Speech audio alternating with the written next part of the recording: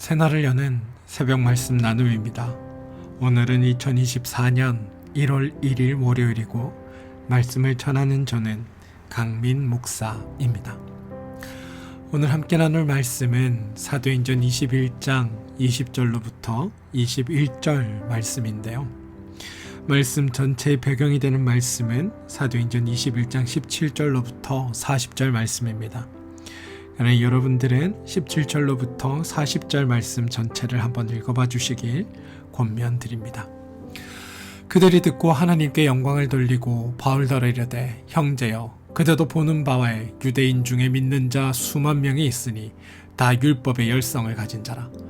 내가 이방에 있는 모든 유대인들을 가르치되 모세를 배반하고 아들들에게 할례를 행하지 말고 또 관습을 지키지 말라 한다 함을 그들이 들었도다. 사도행전 21장 20절로부터 21절까지 말씀입니다. 일반적으로 사람들은 엉뚱한 기대 혹은 어리석은 소망을 가지는 경우들이 많습니다.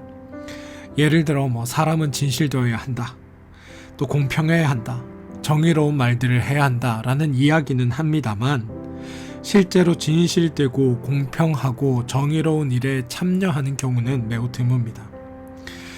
특별한 이벤트보다 소소한 일상이 더 중요하다라고 말합니다. 그러면서 늘 무슨 특별한 일 없냐고 따분해하고 이벤트 기획하고 또 그 이벤트에 감격합니다. 사람을 너무 들볶지 말고 간섭하지 말았으면 좋겠다라고 이야기하면서 실제로 그렇게 내버려 두면 나한테 무심하다고 무관심하다고 투덜대는 게 바로 우리입니다. 특정인을 너무 내세우거나 우대하지 말자고 해놓고서는 자기가 한 일을 소개하지 않으면 내가 한 일 소개 안 했다고 매우 서운해하는 게 우리들의 모습입니다.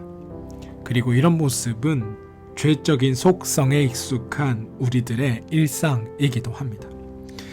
기독교는 사실 따지고 보면 단 한 번도 죄인들에게 환영을 받은 적이 없는 종교입니다.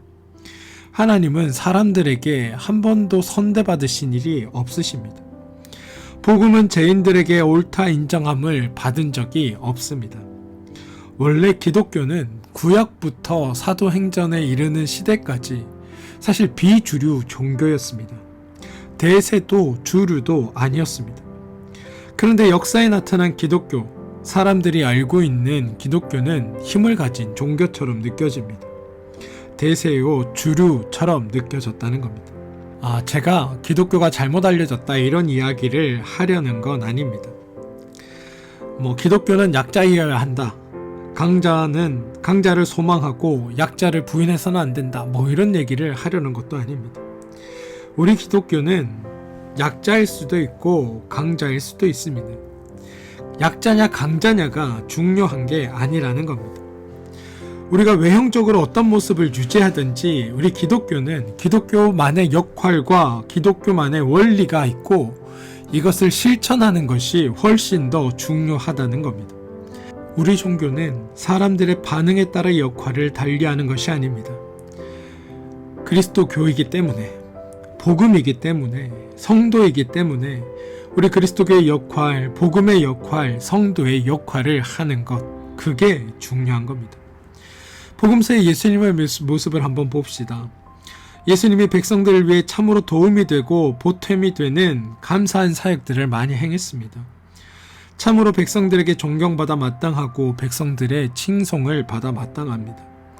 백성들에게 불편을 끼치거나 폐가 되는 행동은 일체 하지 않고 어떨 때는 식량의 문제, 어떨 때는 질병의 문제, 어떨 때는 귀신 들린 사람들을 고치기도 하고 그들의 사회적인 문제를 해결하기도 합니다. 어떨 때는 죽음의 문제도 해결하시고 각 분야에서 인간들의 삶을 도우셨습니다. 그러나 백성들은 정작 예수님을 이용했을 뿐 예수님을 믿거나 따르지 않았습니다.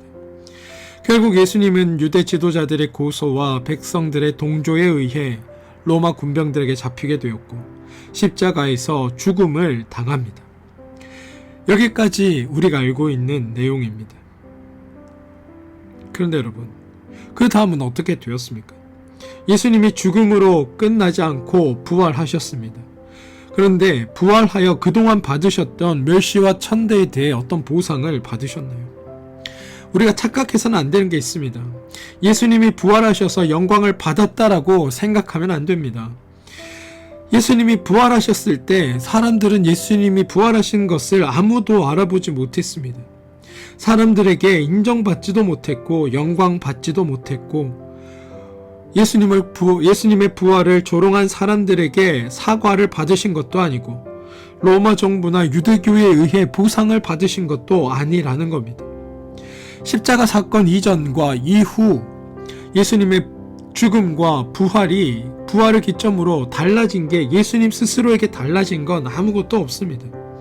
예수님의 입장에서 생각해보면 예수님은 원래 하나님이셨습니다. 그런데 부활하신 이후에 영광을 받으셨다고 해서 예수님이 더 높아지십니까? 예수님의 능력이 더 배가 되셨습니까? 예수님의 존귀함이 더 커졌나요? 그런 것이 아닙니다. 구원받은 우리가 예수님을 영광스럽게 하여도 우리의 관점에서나 예수님께 영광을 돌린 것이지 예수님의 입장에서는 달라진 게 아무것도 없습니다.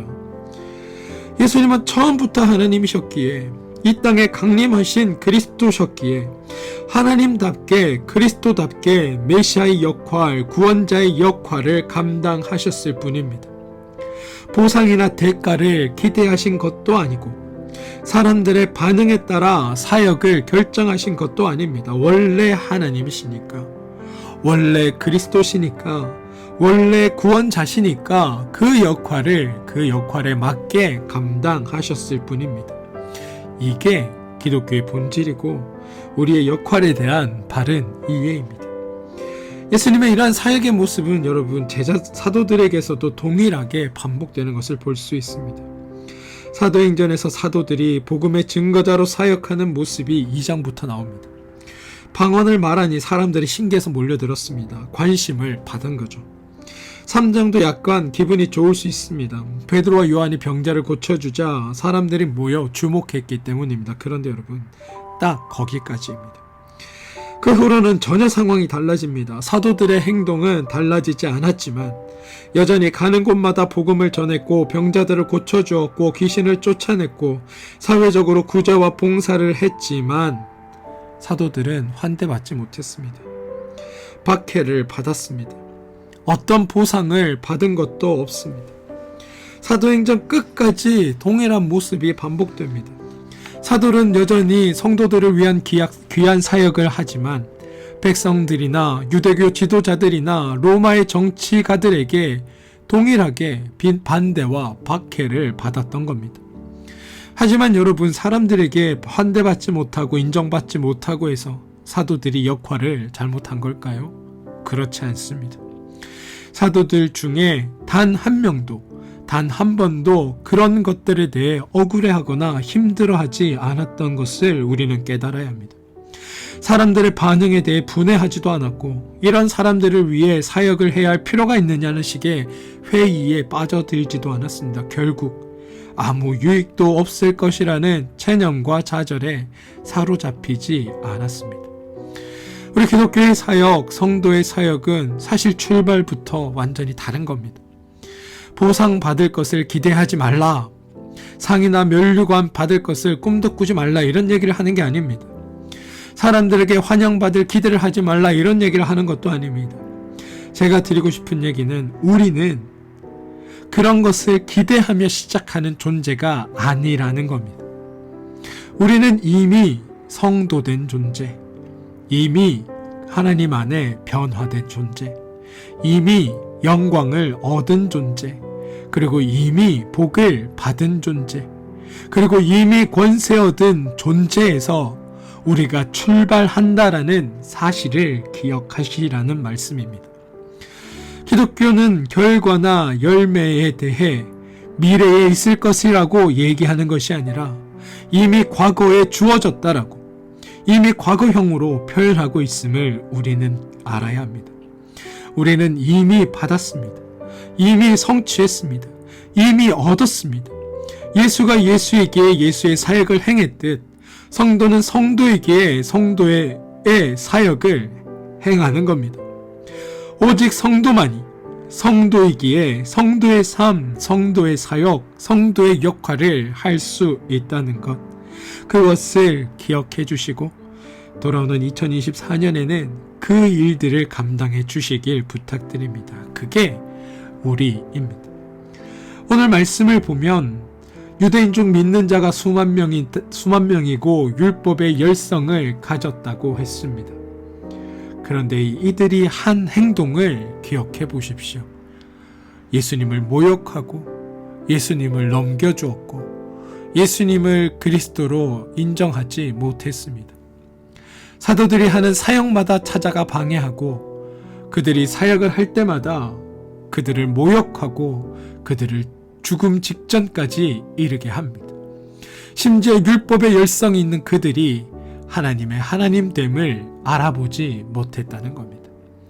머리로 성도가 어떤 존재인지, 머리로 무엇이 옳은 것인지 아는 게 중요한 게 아닙니다.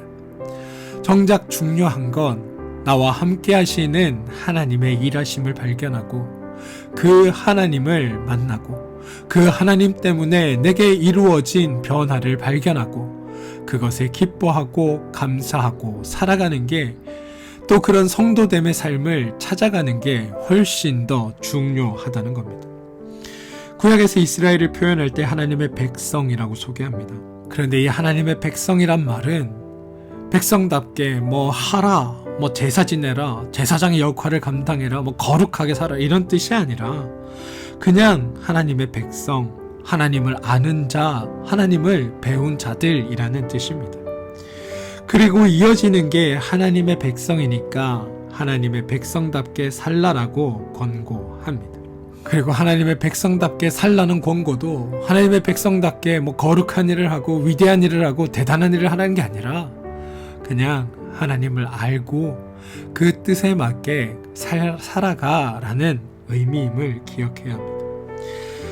신약의 사도들도 마찬가지였습니다. 땅끝까지 복음을 전하는 사명을 가진 자가 사도들이 아니라 그냥 그들은 성도였습니다. 성도니까 성도답게 행동합니다. 그랬더니 일어난 결과가 땅끝까지 복음을 전하는 결과가 만들어졌다는 겁니다. 이 사실이 우리에겐 중요합니다. 무언가 목적을 가지고 그리스도인으로 사는 것이 아니라 그냥 하나님을 알고 하나님의 마음을 알고 하나님의 뜻을 알고 성도답게 성도대로 살아가는 게 훨씬 더 중요합니다. 성경은 그럼 성도됨은, 성도답게 사는 것은 어떤 것을 뜻할까요? 목마른 자가 샘을 판다. 이건 성도답지 않습니다. 목마르지 않은 자가 목마른 자를 위해 샘을 파 주어야 한다. 이게 성경의 성도됨입니다. 근데 잘 이해하셔야 됩니다. 이웃의 어려움을 알고 그의 어려움을 살펴줘라, 이런 차원의 이야기가 아니라 성도는 하나님의 일하심으로 말미암아 모든 갈증을 해결한 사람입니다. 성도는 모든 어려움 안에서 즐거움을 발견할 수 있는 사람입니다.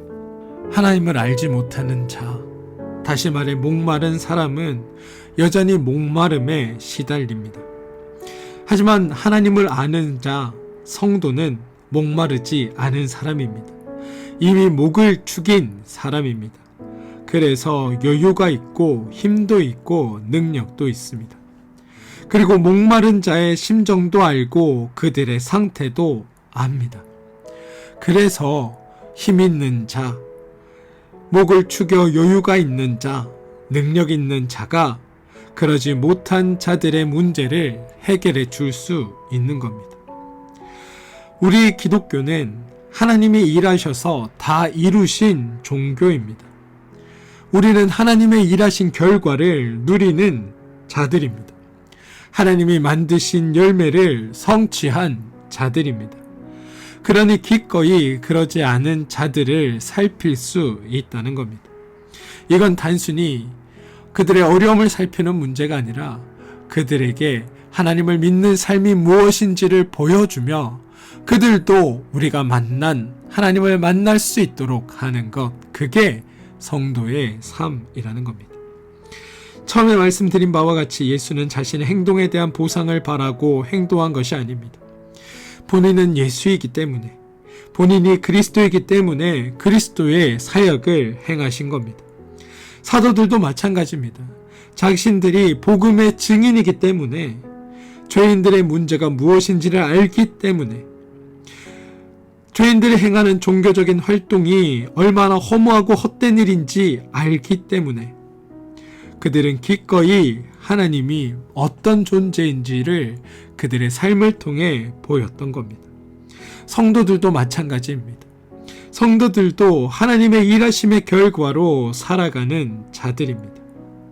그러니 하나님으로 말미암아 주어진 삶을 기뻐하며 즐거워하며 누리며 감사하며 살아가면 됩니다. 그리고 그 모습이 믿지 않는 자들에게 본이 되어 하나님을 알고 싶게 하고 결국 하나님을 만나게 하는 겁니다. 사랑하는 성도 여러분, 2024년에는 어떤 일에 집중하기보다 성도됨에, 성도답게 살아가는 일에 집중하는 한 해 되길 바랍니다. 하나님께서 우리에게 이루어 주신 일을 깨닫고, 하나님께서 우리에게 행하신 일들을 깨닫고, 하나님이 우리에게 주신 은혜와 은총과 축복을 기억하고 그것 안에서 감사하며 살아가는 삶, 그 일을 통해 이루어지는 것들을 기대하며 살아가는 삶, 그래서 성도다운 삶이 무엇인지를 보이며 드러내며 살아가는 삶이 2024년에 우리 모두의 삶이 되길 주님의 이름으로 축원드립니다. 함께 기도하겠습니다. 주님, 율법의 열성을 가졌음에도 주님을 외면하고 사도들도 외면하고 하나님의 역사하심과 일하심도 외면했던 유대인들을 보며 오늘날의 우리를 돌아봅니다.